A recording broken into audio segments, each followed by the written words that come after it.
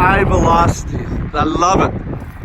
We're just here in Detroit, I guess Canton, Michigan, with Bryan Finnerty, the CEO, and this is the highlight of my trip, getting to come into this soccer complex that Bryan owns. This is unbelievable. Well, welcome in. Thank you. Oh my God. What are they playing there? Volleyball or basketball? Basketball. Okay, cool. So I'll give you a little lay of the land. Sure. When we first opened up, we had 4 indoor soccer arenas in 4 quadrants of the field. Okay. This originally was roller hockey. Very tough sport. Yeah, you guys have it up there. Yeah. Very hard on our business in general. Lots of fights, a lot of alcohol late at night, as you can imagine, and very hard to be customer service friendly in that environment. Sure. Police a lot. Yeah. So we converted it to basketball and volleyball. The best decision I ever made. Most revenue per square foot made right here. Beautiful. Most youth programming will happen out here, which is great. We still get to do soccer, lacrosse, baseball, football on any of our turf spots. This originally was just a big, giant open concourse, and we put indoor golf, as you can tell by my passion for golf. Oh yeah, right here. What am I talking about? Yeah, so the simulator is cool. part of what we do. So we teach here. Oh, then it's open exposed.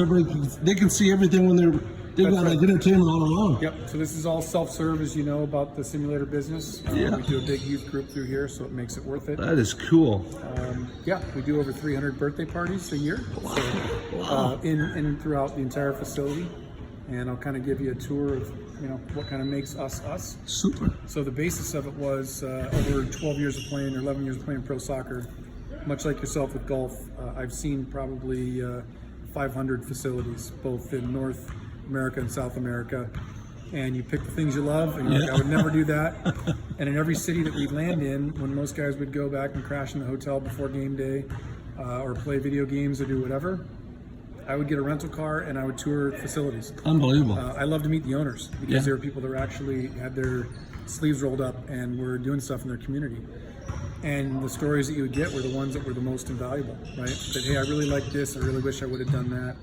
I wish my facility worked like that, or I should have built more parking, or whatever it might be. So over that decade or so, I learned a lot about what to build when it came time. I just got goosebumps, Bryan, because you've got your PhD in soccer complex, learning from other owners. That's really cool. Yeah, so let's go upstairs. Okay, cool. I'll show you from the top. Actually, this is a dog show. Oh, is that a dog show? Yep. You know what? I've never been to one. I've seen them on TV and all that, but that's pretty cool. It looks like they've got everything set up for the doggies. Wow, really slick.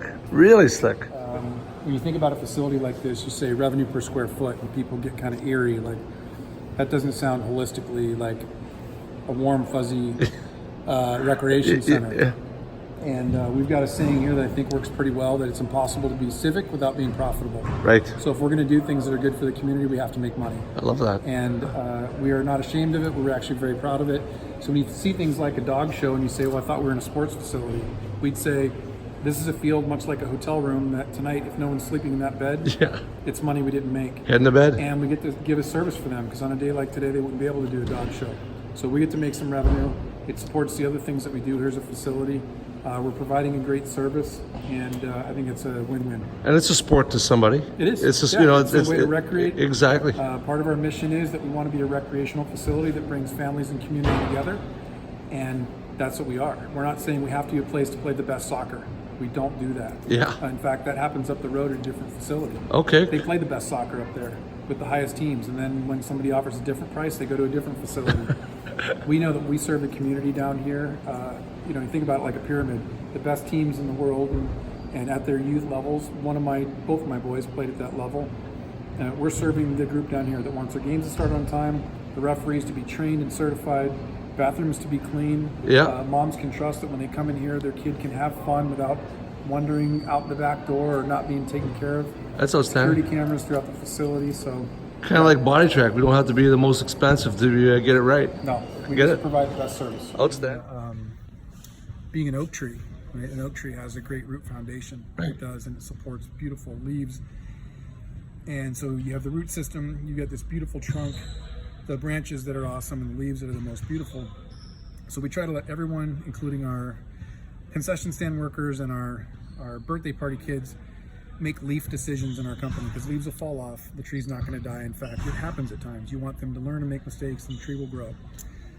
And from time to time, they'll reach in and grab a branch and snap it off and make a mistake. It's not gonna kill the tree. In fact, it may make it more healthier because we learn from that. Yeah. You come down to the trunk and you carve a heart with some initials in it. That's a mistake that's going to be in that business forever. Yeah. We're going to know where it's at. It's going to be somewhere like a tattoo. Yeah. But we're not going to die. It's just going to be something we go, I wish I wouldn't have Done that. Yeah.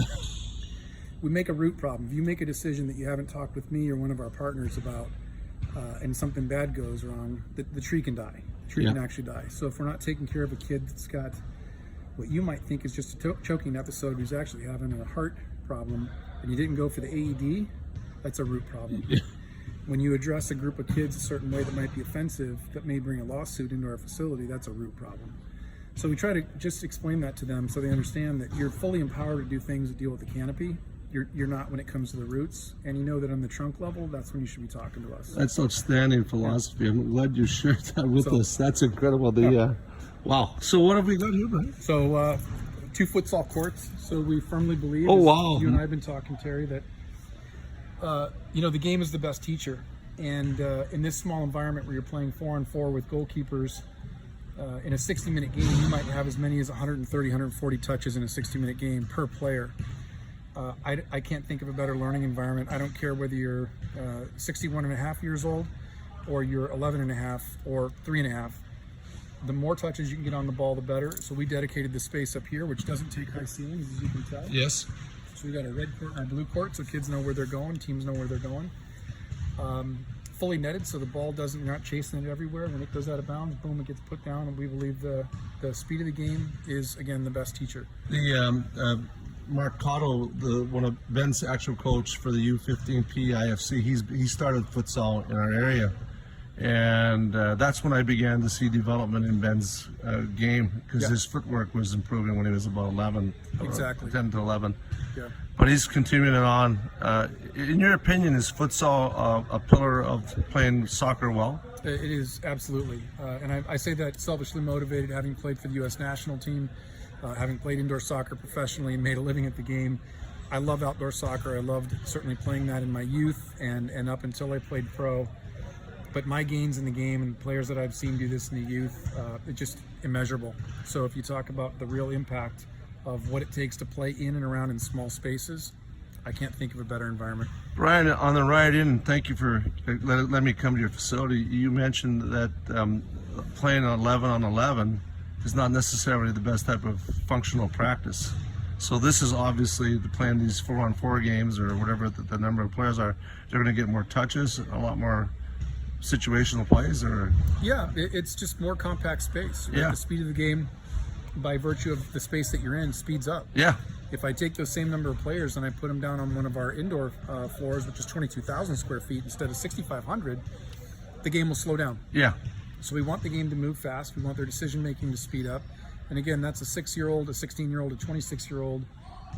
Being able to put them in this environment. By the way, this looks a lot like 14 more of these put together when you put them on an outdoor field. So if they can get out of a 2 versus 2 situation here, I guarantee you they can do it on an 11v11 field. Unbelievable. And you can have 1 ball and 8 field players versus 1 ball and 20 field players on an 11v11 game, covering almost 2 acres versus 5,500 square feet.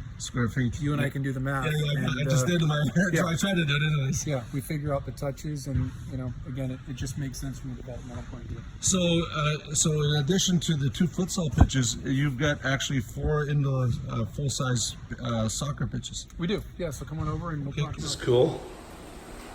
I bet you hit golf balls in here once in a while. Oh man, it's big. Yeah. I'm surprised. Yeah, Jeez, that's really big. we hit golf balls in here on a regular basis. Well, we have one indoor facility in Stratford. It's it wouldn't be this large, but this is very impressive. So, wow. So you can tell by the lines on the field. Again, we've got a full-size pitch, so you can play 11 versus 11. Those are all the white lines. But most importantly, we've got the fields divided sideways to play 6v6, 7v7, and 9v9, depending on the age groups. Multiple goals, so we can move things in and around. And again, it's all about touch. When did they start playing 11 on 11 in the United States? 11 will be 13 years old. 13 years old? Yep. Oh, so that's pretty standardized. It has been, thankfully, yeah. I think we finally realized as a soccer nation, North America in general, that the smaller we can make the game at a lower level, we get more touches on the ball. Yes. And I'm sure everybody's tired of me saying it, but the game is the best teacher. So you and I can be awesome coaches, and we can tell them how to do it. But the reality is, until they actually go out and do it in a pressure environment, it's not going to matter. Right. You put them in environments where they can do that. We'll actually have 12 fields going on here of 3v3 on any given Saturday. And so you want to talk about awesome soccer chaos. Oh my God, that'd be cool to watch. Pug goals. And again, kids from 4 and 5 years old all the way up to 16 years old playing 3 versus 3 soccer. I get goosebumps every time I come in, because that's why we did it. We didn't want it to be only for the elite, best of the best teams. I think the learning happens here, just like when kids drop a puck down on a pond and throw a couple of bags down for goals. Nice. Right? That's where you learn the most. Unbelievable. Bryan Finnerty, we're going to be having a team come out here to one of your tournaments, I guarantee you, from PIFC soon. Wonderful. We'd love to see you Memorial Day weekend, the Canton Cup. Absolutely. Perfect. Thanks, Bryan.